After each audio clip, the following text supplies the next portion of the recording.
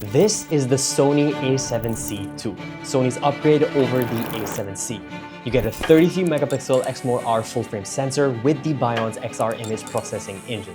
It does 4K 30p 422 10-bit oversampled from 7K and 4K 60p in Super 35. You've got 5-axis in-body image stabilization up to 7 steps, has a built-in AI processing unit. And this is the Sony A7C R. 61 megapixel Exmor-R full-frame sensor for those chasing super high resolution while maintaining a compact size. And I'm gonna be testing these out today, shooting some wildlife. Who are these meant for? What kind of power is packed into this tiny compact body? And most importantly, did I make a mistake getting the Sony ZV-E1? Wait, no, that's not it. Is this the best hybrid camera? Yep, that's the question. Yep. And look at that. Fits in my pocket. Okay, so the size and the feel of the A7C II and the A7C R is about the same as the A6700, which is a good thing. You see, I use the Sony ZV-E1 as my main camera. I love the compact size of it while never compromising on performance. It's an A7S III for God's sake. But the grip on this is tiny. It's a little too tiny for my liking. The A7C II and the A7C R, on the other hand, have the same compactness as the ZV-E1 while still giving you that fuller, much nicer feeling grip as the Sony A6700. Take the Sony A7 IV and make it compact. That is the Sony A7C II. Pretty much, that's literally it. A7C R, same size, but Sony's cool enough to include this extension grip at the bottom, so you can actually make it feel a little bit bigger for a better grip on this, especially when you're using those bigger, heavier telephoto lenses, for example.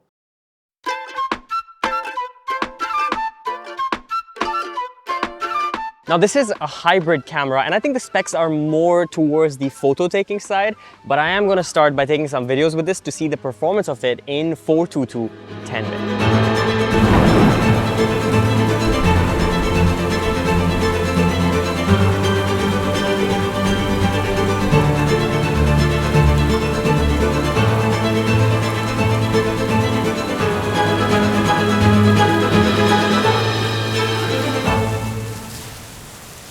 So what upgrades are we seeing in terms of video on the A7C II over the A7C? Well, now you can go up to 4K 60p with 422 10-bit. Videos on this camera look incredible. Although 4K 60p is only available with the Super 35 crop, which to me is kind of annoying, but honestly, I'd rather take that Super 35 crop over no 60p at all.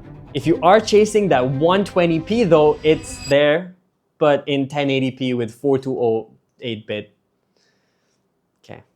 Just like the Sony ZV-E1 and the A6700, you do get the creative looks, the S-Cinetone, the AI auto framing, the in-body image stabilization. So if you want to know more about those specific features, I'm not going to talk about it in this video. Make sure you watch the review of the A6700 for that. Another great thing is that the menu system on this is like the newer cameras, like the ZV-E1 and the A6700, so it's super easy to use.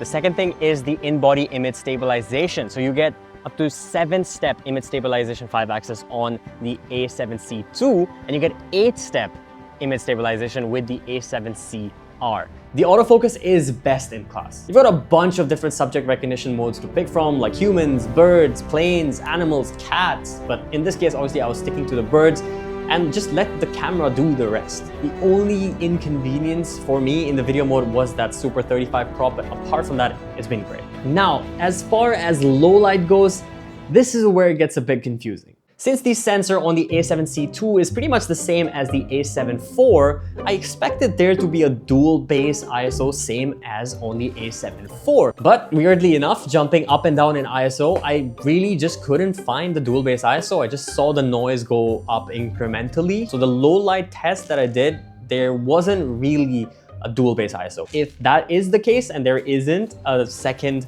base ISO, this is a pretty big con, especially for low light shooting.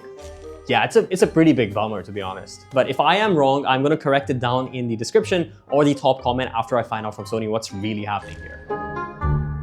So with the video out of the way, let's talk about photo performance. For me personally, this is where it shines. 33 megapixel stills out of here with the AI processing unit allowing me to have perfect subject recognition. In this case, for example, I'm using it for the birds around me and I can't miss focus even if I want to. So it's really great for that. Subject is always sharp and in focus, and it's very consistent with good colors, sharpness, and just overall great image. Oh, and check this out. 10 frames per second continuous shooting with autofocus and auto exposure with raw photos. You get 759 phase detection points across 94% coverage, while the A7C R, on the other hand, has 693 points across 79% coverage, which is kind of justifiable considering the massive resolution on this sensor. As expected, you've got a bunch of different formats and compression options available for the photos. And just like the Sony A6700, we do have the electronic viewfinder. Now this gives you 2.36 million XGA dots with 120 FPS for great all of that. To me personally, it's not really the best. I don't prefer shooting with this because it's quite tiny. I prefer shooting with the display at the back. I do understand it has its own use cases, but to me, it's not really the best. Honestly, I'm very satisfied with the image-taking performance on the A7C II, considering the upgrade over the A7C. The Bion's X-Star processor gives you way better control and consistency from shot to shot compared to the previous A7C. But if you're looking to play on that super high resolution game and plan on cropping a fair bit later, then you're gonna need this bad boy. This is the A7C R and it can shoot up to 61 megapixels. Now using the pixel multi-shooting technology, I can shoot up to 240.8 megapixel stills with this camera, which is absolutely insane. If you're chasing super high resolution in a compact size, this guy is the one. This is gonna be the highest resolution camera I've personally ever shot on, and considering the size and compactness of this, this is a really tiny camera that can shoot a super high resolution like that. The fact that it fits in my pocket as well, mind-blowing. Okay, back to the question I had at the beginning of this video. Who are these cameras really meant for? Starting off with the A7C Mark II. Now, to me personally, this is a pretty great full-frame hybrid camera for compact users. It's basically a full-frame A6700 or a compact A7 Mark IV. That isn't saying that this is perfect though. There are a few cons on here for me personally. The 4K Super 35 in 60p is kind of a con for me.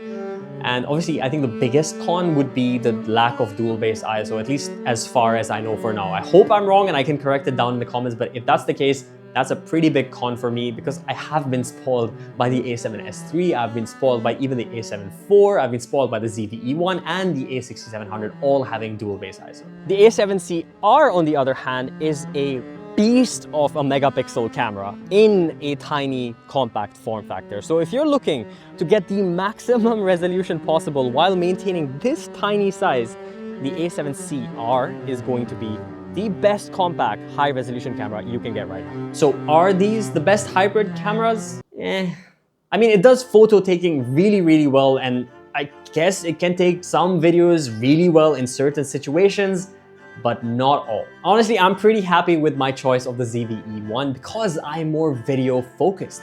I care about that 4K 120p in 422 10-bit color. I care about that dual base ISO for my S-Log3 and the ability to shoot in 12,800 ISO. That's something I care about.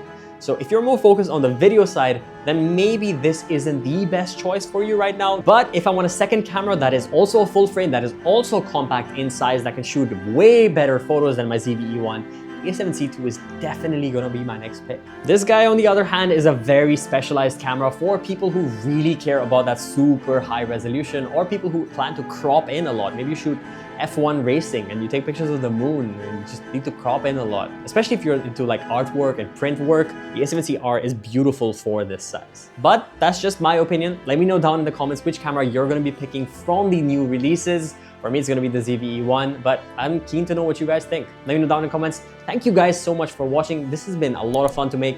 I hope to make more content like this in the future and that you subscribe. We're about to reach 100K. Super excited about that. I'll see you in the next video. Until then, take care. Bye.